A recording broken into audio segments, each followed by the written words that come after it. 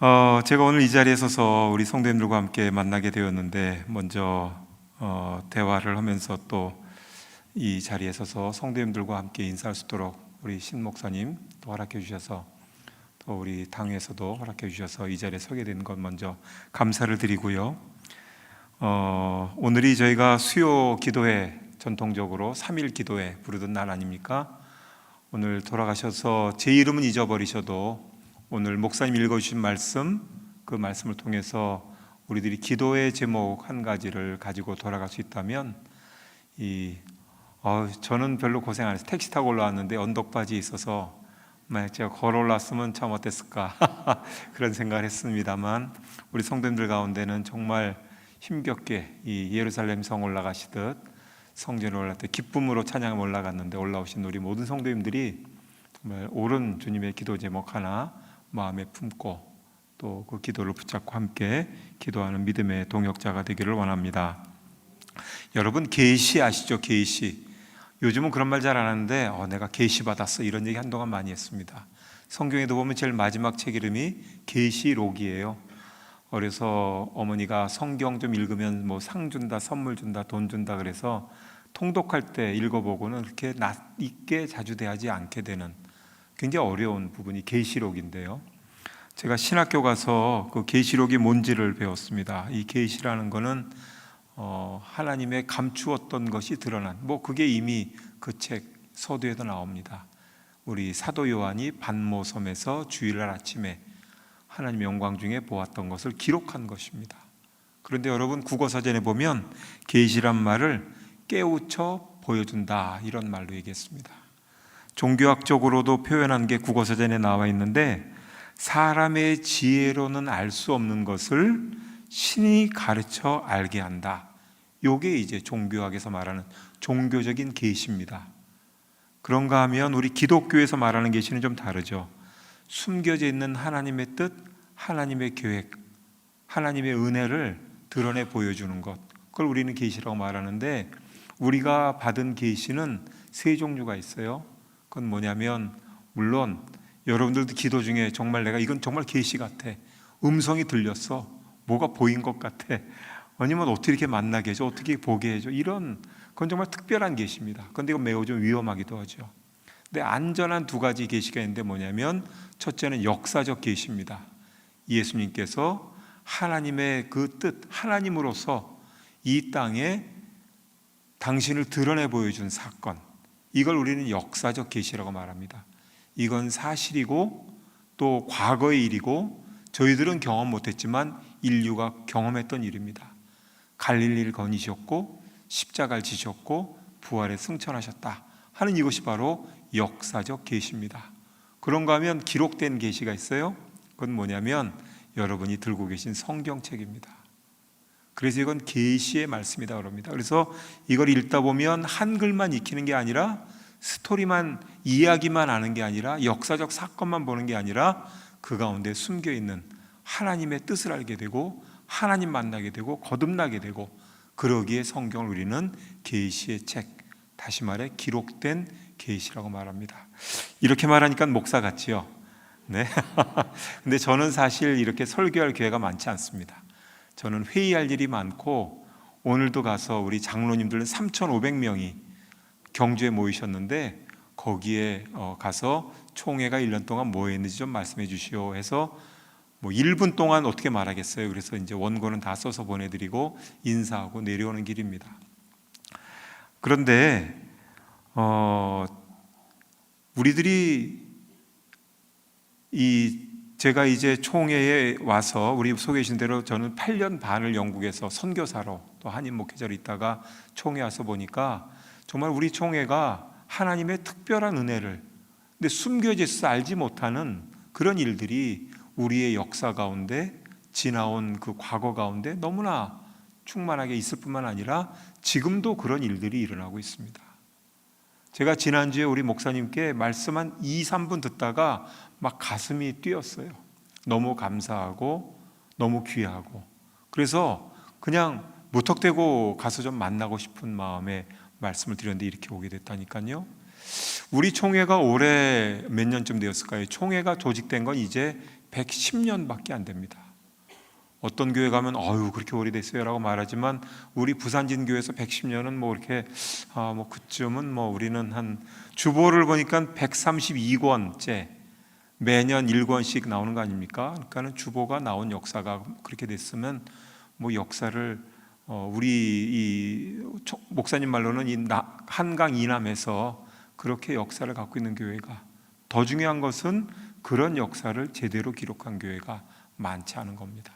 근데 총회는 110년이 되었고, 총회는 올해 107번째 했고요, 이제 이번 9월 19일부터 108번째 총회를 합니다. 우리 총회 아래는 그동안 하나님이 은혜를 주셔서 처음 총회할 때는 5개 노회밖에 없었어요. 근데 지금은 노회 수가 69개가 되었습니다. 그리고 교회 수도 지난해까지는 9,421개였는데 지난 연말에 통계를 내보니까 거의 9,500개가 됐습니다. 그런데 참 너무나 가슴 아프게도 아직 100%는 아니고 99% 통계를 조사해 봤더니 코로나가 심했던 2022년 연말을 기준으로 우리 교단에 235만의 성도가 있었는데 5만 명이나 우리 교인이 줄어들었다 하는 통계가 나왔습니다. 그래도 감사한 거는요, 우리 107회 총회 때 열심히 전도했습니다. 그래서 각 노회에 전도하도록 하고 전도해서 열매들을 총회로 좀 아주 긴급하게 저희들이 모아봤습니다. 그러한 모든 통계는 올 연말에 이제 통계가 돼서 내년에 보고되는 거니까 1월부터 6월까지 통계를 다 모아봤더니 작년에 잃어버렸던 3만 5천 명을 거의 다 찾았습니다. 24개 교회가 보고한 69개 노회 가운데. 그래서 1등한 노회는 총회장님이 봉고차를 한 대 사주셨어요. 5천만 원 되는 봉고차를 어느 교회가 기증하셔가지고 전달하는 그런 일도 있었습니다. 총회는 사실 우리가 직접 만날 일이 별로 없습니다. 우리 목사님들을 세우고 또 교회 모든 목회는 노회를 중심으로 이루어집니다. 특별히 장로교회는. 총회는 그럼 무엇을 하는가? 1년에 한 번 모여서 69개 노회 대표들이 모여서 우리에게 필요한 규칙이나 법이나 또 코로나 시대 어떻게 응답할 것인지, 또 코로나 이후에 어떻게 우리가 믿음 생활 해나갈 것인지, 이런 것들을 논의하는 것이 총회 역할입니다. 총회도 지금 많은 변화가 필요하기에 그런 변화를 위해서 이대로 좋습니다 하는 그런 분들도 있지만 그래도 한번 바꿔봅시다 하면서 그 바꾸는 것이 오히려 더 어려워지지 않도록 신중하게 기도하고 논의하고 또 그러면서 맡겨진 사명들을 감당하고 있습니다. 뭐 그런 일을 제가 어려서부터 배운 것도 아니고 선교사로 또 목회자로 지내다가 와서 하는데, 그래도 하나님이 오랫동안 총회 안에 훈련시키신 우리 동역자들을 통해서 또 우리 69개 노회의 변함없는 지원과 우리 성도님들의 우리 교회를 위한 복음 사역을 위한 기도를 통해서 그런 일들이 그래도 이루어져 간다 하는 감사한 마음으로 하루하루 살고 있습니다. 오늘 제가 여러분들에게 말씀드릴 것은 크게 보면 2가지입니다. 첫 번째는 제가 두 본문 말씀을 읽어주셨는데요, 두 번째 읽어주신 요한복음 12장 21절의 말씀, 그 말씀의 내용은 어느 날 헬라 사람들이 명절인데 우리 예수님이 십자가를 지실 때가 되었는데 그때 와서 직접 예수님께도 말씀 못 드리고, 아마 빌립이란 이름이 헬라식 이름인 거 봐서는 그 사람들의 언어를 알아듣는 사람이었던 것 같죠. 그래서 와서 부탁을 한 겁니다. 뭐라고요? 그 선생님을 보고 싶다, 이런 이야기였습니다. 그런데 이 말씀이 그저 외국 사람들이 와서 예수님하고 인터뷰 혹은 예수님하고 뭐 사인 받고 요즘 말로 하면 아니면 얼굴을 좀 보고 싶다, 이런 요청 정도였다고 생각되지 않는 것은 우리 예수님께서 그 말씀을 듣자마자 이제 때가 되었구나. 예수님 어머니 마리아가 가나 혼인잔치에서 포도주 떨어졌을 때도 아직 때가 되지 않았습니다. 그때는 아버지만 아신다, 뭐 이러던 주님께서 그 이야기를 듣자마자 때가 되었다. 그러니까 이건 굉장히 중요한, 어떻게 보면 말한 사람들도 그런 의미로 한 건 아닌데 예수님에게 그렇게 받아들여졌다는 겁니다. 그런데 여러분, 이 말씀이요, 어떤 분들이 이 말씀을 귀중하게 생각했냐면, 여러분들 청교도 아시죠? 영국에 있다가 미국으로 건너간 분들, 이분들을 저희가 퓨리탄 청교도라고 말하는데, 이 청교도 신앙을 가진 분들이 그 후에 개신교의 여러 교파로 터지게 되는데, 이 청교도 설교자들이 이 강대상에 써놓고 있던 말씀이 그겁니다. 선생님을 보여주시기 원합니다. 선생님을 만나고 싶습니다. 그게 대체 무슨 말일까? 왜 이 말씀을 그 청교도 설교자들은 중요하게 생각했을까?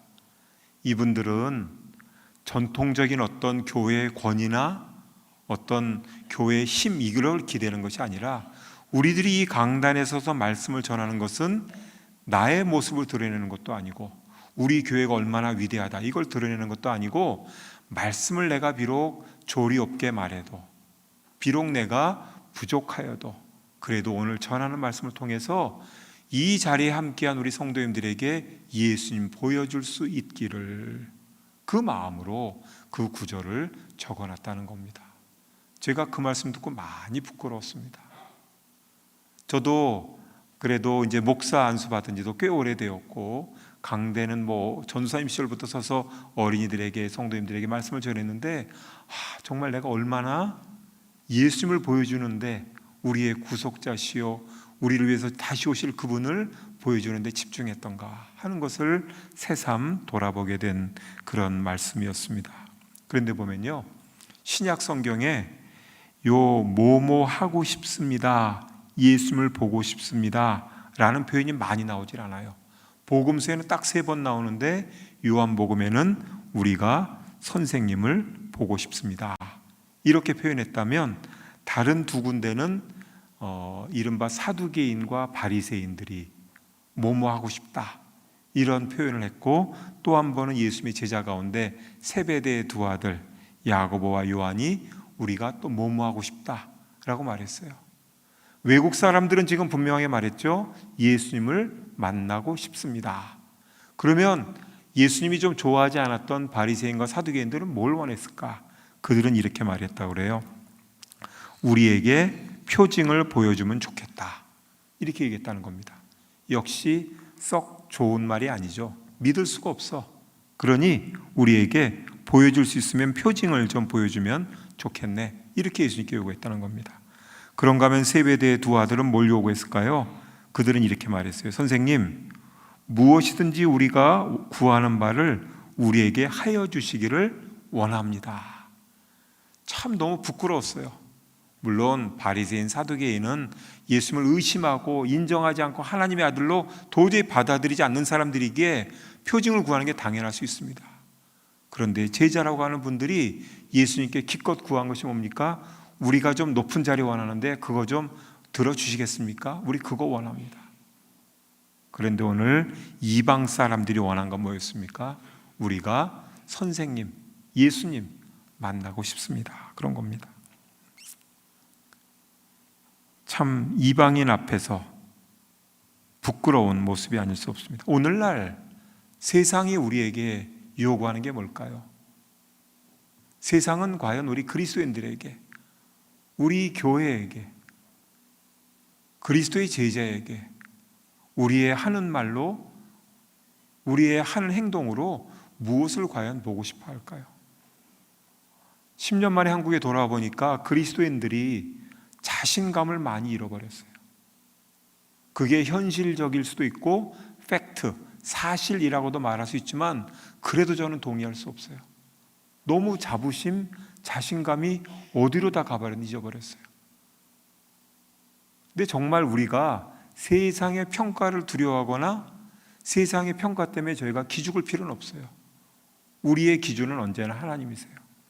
그래도 우리가 한 가지 참고할 게 있다면, 오늘 헬라 사람들이 제자들 앞에 와서 얘기했던 것, 세상이 보기 원하는 것은 우리의 성장, 우리의 번영, 우리의 대단함이 아니라 그 모든 것을 통해서, 우리는 비록 다 잃은 자 같으나 우리를 통해서 그리스도가 보여줄 수 있다면, 그건 우리는 그리스도의 제자로서 정말 세상 앞에 보여줄 것을 보여주고 있다라고 우리는 자부할 수 있을 겁니다.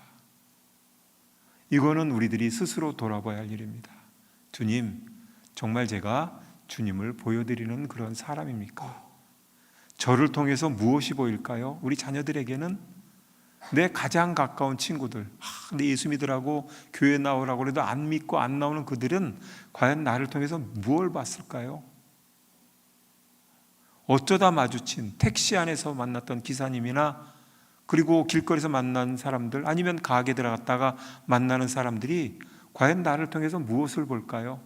야, 참 멋있다, 뭐 예쁘다, 참 부자 같이 보인다, 이런 것만 보입니까? 건강해 보인다, 뭐 이런 것만 보입니까? 아니면 정말 나를 통해서 그리스도가 보입니까? 오늘 우리는 이 요구 앞에 더 진실해야 될 것 같습니다. 세상이 직설적으로 말한다면 사랑하는 나의 친구요, 사랑하는 부모님, 정말 나는 그대를 통해서 주님을 보고 싶습니다. 세상이 우리에게 그렇게 요구하고 있음을 우리가 다시 한번 기억해야 될 줄로 압니다. 읽어주신 첫 번째 말씀 열왕기하 6장 17절 말씀은 선생님이 제자를 향해 했던 기도입니다. 그 내용은 너무나 잘 알죠. 요즘 이 아람은 여러분 적입니다. 그 시리아, 이번에 튀르키예와 함께 지진 피해 입었던 나라죠. 그 시리아인데, 그 시리아가 그 당시엔 굉장히 강대국이었습니다. 그래서 나아만 장군도 이 시리아 사람이에요. 그런데 어느 날 쳐들어와 가지고 이 성을 둘러싼 거예요. 그랬더니 보니까 큰일 났어요. 그 선지자의 그 제자 되는 사람에 보니까 지금 밖에 군대들이 가득해요. 도망갈 길도 없고 이길 수도 없고 헤어날 수도 없고 두려워 떠는데, 그때 이 스승되는 엘리사가 이렇게 말한 겁니다. 이 젊은이의 눈을 열어 보게 해 주십시오 라는 겁니다. 저는 이 대목에서 궁금했어요. 과연 그 기도하기 전에 이 선생님은 젊은이가 눈이 열려서 주님의 은혜로 바라봤던 걸 이미 보고 계셨을까? 그런 게 저는 궁금했어요. 안 궁금해도 되는데, 제가 왜 이런 게 궁금해졌냐면, 제가 예전에 그런 예화를 한번 전한 적이 있어요. 누가 만든 얘기겠죠. 풍랑을 만난 배가 있는데 모두 다 걱정하고 어떡하나, 우리 배가 가라앉으면 어떡하나 하는데 한 어린이가 천진난만하게 뛰어다녔다는 거 아니에요? 그래서 너는 걱정도 안 되냐 그랬더니 걱정은요, 우리 아빠가 선장님이에요 그랬다는 거예요. 물론 인간이 어린아이의 천진난만한 건 믿음이죠. 그 아버지도 지금 선장실에서 막 겁내하고 있을지도 몰라요. 그런데 아들은 믿는 거예요. 우리 아버지는 이까지 거는 뭐 다 이겨내실 거야. 그러니까 그 아들은 풍랑이 와도 풍랑을 보는 게 아니라 보이지 않는 아버지를 생각하면서 마음대로 뛰고 놀았다는 거 아닙니까? 사람에 대한 믿음은 저희들이 배신당할 수 있어요. 믿었던 사람이 다 해결할 줄 알았는데, 저도 어느 날 제가 제 아내한테 그 얘기 듣고 굉장히 제가 막 좌절이 됐어요. 당신은 다 해결할 줄 알았는데. 신혼이 한참 지나서입니다. 다 믿었는데 제가 해결 못한 날이 있었겠죠. 그러니까 더 잘해야겠다 막 분발이 들면서도 이런 모습은 안 보였어야 되는데. 근데 사람은 그래요. 아무리 잘하려고 해도, 더군다나 저도 결혼한 지 얼마 안 된 젊은이가 뭘 다 해결하겠습니까? 그런데 우리가 믿는 하나님은 누구세요? 우리가 뭐라고 고백합니까? 하나님은 전능하시다. 모든 것에 다 능하시다는 거예요. 그런데 우리가 이 일은 아니겠지라고 걱정한다면 그건 전능하신 하나님 믿는 게 아니죠. 그런데 전능한데 더군다나 하나님은 신실하기까지 하세요. 전능한데 못되면 게으르면 얼마나 힘들어요. 그런데 우리 하나님은 열심히 뛰어나신 분인데, 그 열심이 뭐냐? 그 전능하심으로 우리의 연약함을, 우리의 필요를, 우리의 아픔을, 우리의 요구를 열심히 해결해 주신 분이라고 우리가 믿고 고백하는데, 왜 우리가 염려합니까? 왜 우리가 보여달라고 합니까? 그분이 선장실에서 그 전능하심으로, 그 신실하심으로 주무시지도 졸지도 않고 역사하신다는 걸 저희가 믿는데 왜 우리가 두려워합니까? 저는 이런 생각을 하면서, 이 말씀을 묵상하면서, 엘리야는 어쩌면 불말과 불병거를 못 봤을 수도 있다. 볼 필요가 없었을 수도 있다. 그걸 보아서 믿는 것이 아니라 엘리야의 눈은 늘 열려 있어서 막 사람 눈에 안 보이는 걸 보고 그걸 바라보고 다 믿고 능력 행한 게 아니라, 그 믿음에 붙잡혀서 정말 믿지 못하는 사람에게는 증거가 필요하겠지만 믿는 그에게는 필요 없을 수도 있지 않겠나, 그런 생각을 해봤습니다. 그럼에도 우리가 왜 두려울 때가 없겠습니까? 그러기에 우리는 성경을 읽어야 되는 겁니다. 또 그걸로도 우리가 잘 깨달아지지 않고 눈이 알려지면 기도해야죠. 특별 계시라도 주십시오. 음성 들려주시고. 근데 이 음성은 때로는 친구를 통해서도, 라디오에서 나오는 이야기를 통해서도, 전혀 엉뚱한 곳에서 우리는 듣게 됩니다. 근데 그걸 우리가 이렇게 잡아내질 못하는 거죠. 날씨를 보고도 은혜 받을 때가 있어요. 자연 계시라고 말합니다.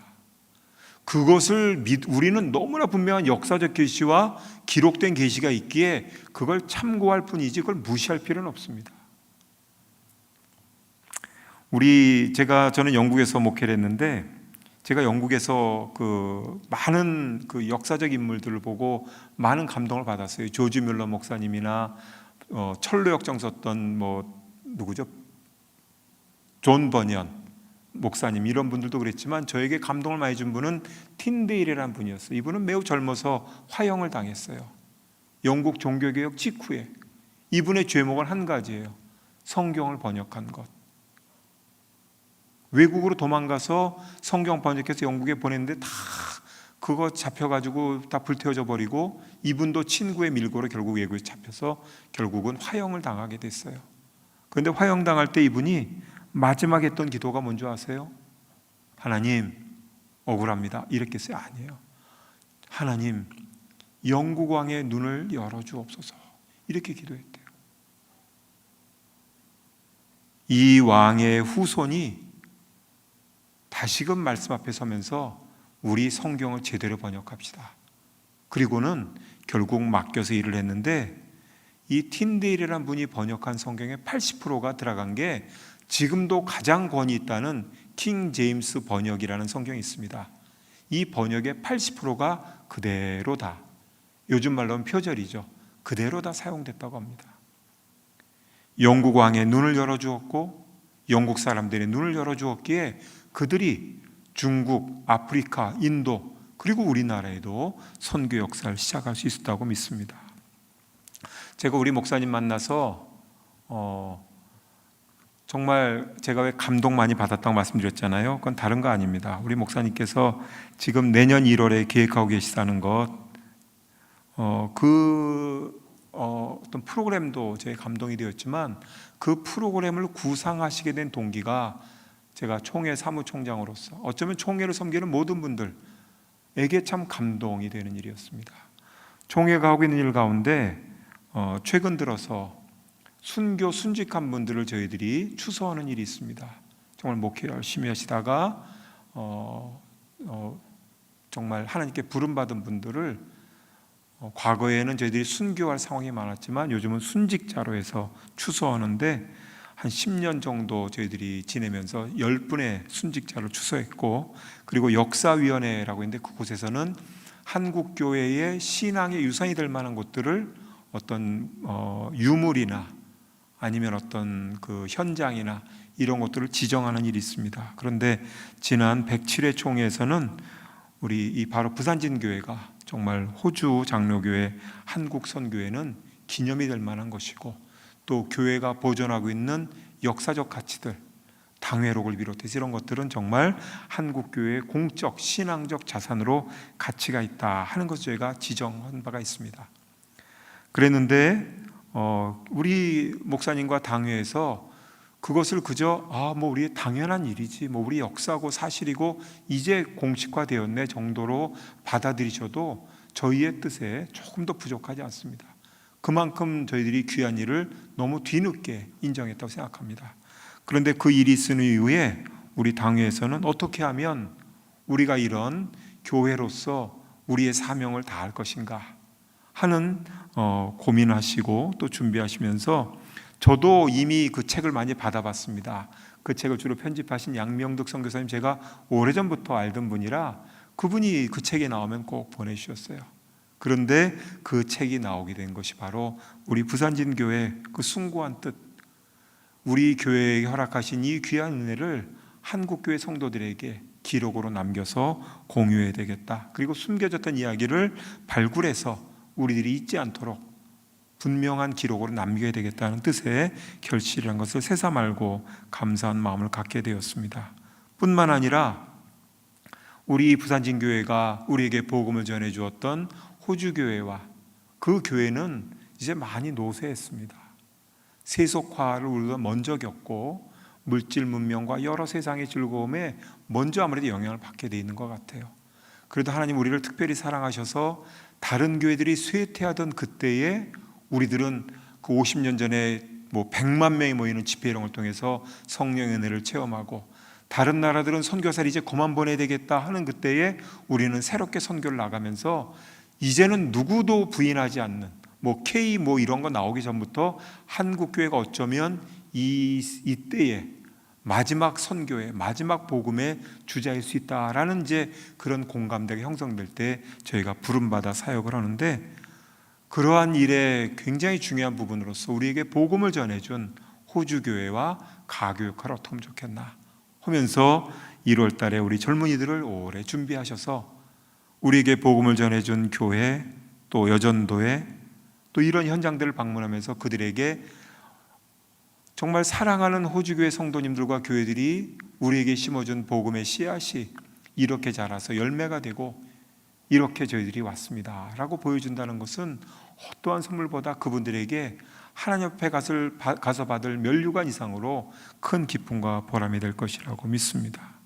그리고 이를 통해서 어떻게 보면 정말 우리가 선교라는 건 이렇게 100년이 지나서도 열매를 보게 해주는 거라면서 다시 그 선교 열정을 회복하고 의미를 돌아보게 해주는, 정말 무슨 일이 있었는지 점점 인간의 기억은 잊어버리지만 살아있는 증언자들로 가서 그 역할을 하시게 된다고 믿습니다. 근데 저는 제가 예언자는 아닙니다만 저는 바로 이러한 교회의 정책과 기도 중에 결정하신 사업들이 오늘 엘리사의 기도와 전혀 다르지 않다고 생각합니다. 우리 부산진교회는 그런 의도와 그런 목적은 아니셨을지라도 여러분들의 그러한 계획과 준비와 노력과 지원과 기도가 바로 우리가 그토록 부르짖는 다음 세대를 향해 그들의 눈을 주님께서 열어주실 귀한 계기가 될 줄로 믿습니다. 100년 전에 우리 이 땅의 젊은이들은 나라가 망해가는 중에 외국에 가서 새로운 문물을 배우고 그들의 힘을 통해서 지혜와 경험을 얻어서 나라를 구하려고 했습니다.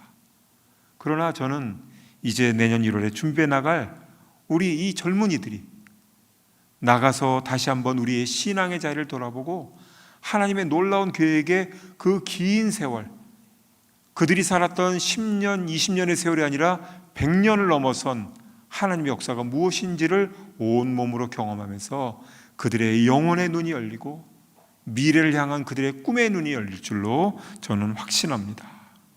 이것이 우리의 기도가 되어야 될 줄 압니다. 하나님, 정말 제가 답답하게 생각했는데 제가 이제 바꾸겠습니다. 우리 사랑하는 자녀의 눈을 열어주십시오. 내가 비록 내가 낳은 자녀는 아닐지라도 이 땅의 젊은이들이 믿음의 눈을 뜨게 해주십시오. 세상의 즐거움과 환락에 눈 멀지 않게 하시고 세상의 성공과 성취에 그들이 도취하지 않게 하시고 정말 하나님의 말씀 안에서 길을 찾고 우리에게 사랑을 전해줬던 그들이 대체 무엇을 위해서 그랬는가를 정말 어떻게든지 만나보면서 삶의 진정한 목표, 하나님이 원하시는 그 길로 나아갈 수 있도록 그들의 눈을 열어주십시오. 우리가 기도의 제목을 갖는 이 밤이 되기를 원합니다. 세상은 지금도 우리에게 요구합니다. 여러분을 통해 주님을 만나고 싶습니다. 우리 자녀들은 명시적으로 말하지 못하여도 그들을 향한 우리 하나님의 놀라운 계획은 부산진교회, 이 교회 사역을 통해서 이 마을이 보게 되고 우리의 다음 세대가 보게 되고 바다 건너 우리에게 복음을 전해준 그들도 우리의 선교 열매가 이렇게 되었구나, 정말 눈으로 볼 수 있도록, 손으로 만질 수 있도록 우리 교회가 꿈꾸고 기도하고 준비하는 모든 일마다 주님이 늘 함께 하시기를 저도 열심히 기도하며 돕겠습니다. 감사합니다. 기도하겠습니다. 사랑건의 아버지 하나님, 감사합니다. 이 밤에 귀한 만남 주심을 감사드립니다. 주님께서 이 땅에 복음의 기수로 세우셔서 정말 이 지역의 어머니 교회로서뿐만 아니라 하나님의 놀라운 역사와 하나님의 놀라운 뜻을 펼쳐올 수 있도록 100년 넘는 오랜 세월을 주께서 붙잡아 주셨고 많은 지도자들을 통해서 한국교회를 섬기게 하시고 선교의 일익을 감당케 하심을 참으로 감사드립니다. 아버지 하나님, 우리 부산진교회가 이제 새로운 꿈을, 새로운 계획을 주님 앞에 올려드립니다. 정말 이 일을 통하여 하나님께서 그동안 부어주신 은혜가 더욱더 뚜렷해지게 하시고 더욱더 새로워지게 하시고 무엇보다 우리에게 복음을 전했던 그들에게 새로운 영적 각성과 회복과 정말 기쁨과 감사의 계기가 될 수 있도록 귀하게 들어 사용하여 주시기 바랍니다. 간절히 바라옵기는 엘리사의 기도와 같이 이 젊은이의 눈을 뜨게 하여 보게 하여 주시옵소서 하는 기도가 우리 모두의 기도가 되기를 원합니다. 주님의 뜻 가운데 인도함 받는 자녀들 되어서 정말 우리가 염려하는 것, 그 염려가 아무것도 아니고 주님께서는 이미 예정하시고 섭리하셔서 이 땅을 구원할 뿐 아니라 세계 교회에 정말 위기 가운데 처한 이 지구촌 가운데 참으로 희망의 등불을 들 그런 젊은이들이 주님이 몸된 교회를 통해서 나오고 또 나올 수 있도록 주여 우리에게 꿈과 희망을 허락해 주옵소서. 이 일을 위해 기도하며 준비하신 우리 신충호 목사님, 또 당회 여러 장로님들과 온 성도들이 기도하며 주 앞에 메어 달릴 때 주여 이 일을 수년내 보게 하시고 아름다운 열매로 주께 영광 돌리는 주님의 복된 교회 되게 하옵소서. 감사드리며 사랑 많으신 예수님의 이름으로 기도드리옵나이다. 아멘.